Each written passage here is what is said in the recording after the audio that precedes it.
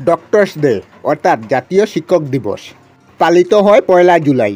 এই দিন ডক্টর বিধানচন্দ্র রায়ের জন্ম ও মৃত্যুদিন। একজন চিকিৎসক হিসাবে বিধানচন্দ্র রায়ের অবদান অনস্বীকার্য।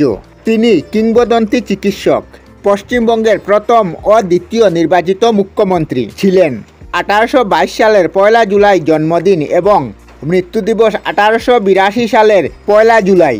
যিনি তৈরি করেছিলেন Jodhpur TB hospital, Chittaranjan Seva Sadan, Kamala Nehru memorial hospital, Chittaranjan cancer hospital, মহিলা ও শিশু দিন চিত্তরঞ্জন সেবা সাধন। 1961 সালে ডক্টর চিত্তরঞ্জনকে ভারতের সর্বশ্রেষ্ঠ পুরস্কার ভারতরত্ন দেওয়া হয়।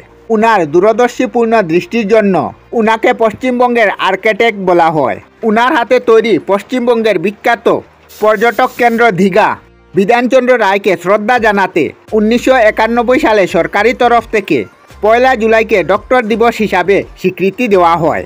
এই দিনটিকে আরও একটি নামে চিহ্নিত করা হয়, সেটি হলো রেড গার্নিশন ফুলের নামে। এর অর্থ হলো এই ফুলের লাল রঙটি চ্যারিটি, আত্মত্যাগ ও সাহসের প্রতীক। ডক্টরদের মধ্যে এই গুণগুলি আমরা পাই, এই জন্য ডাক্তারকে ভগবান বলা হয়। হাজার হাজার মানুষ তাদের উপর নির্ভরশীল। বর্তমানে আধুনিক চিকিৎসায় প্রত্যেক মানুষই উপকৃত, আর তার জন্য চিকিৎসকদের জানাই স্যালুট। আর তাদের সকলকে শ্রদ্ধা জানাতে মূলত পালিত হয় এই চিকিৎসক দিবস অর্থাৎ ডক্টরস ডে।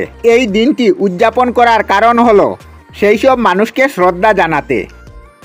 আমরা আমাদের চ্যানেলে সব ধরনের ভিডিও আপলোড করি, যেমন ব্লগ, নিউজ, কুকিং ভিডিও, ধার্মিক আলোচনা ইত্যাদি।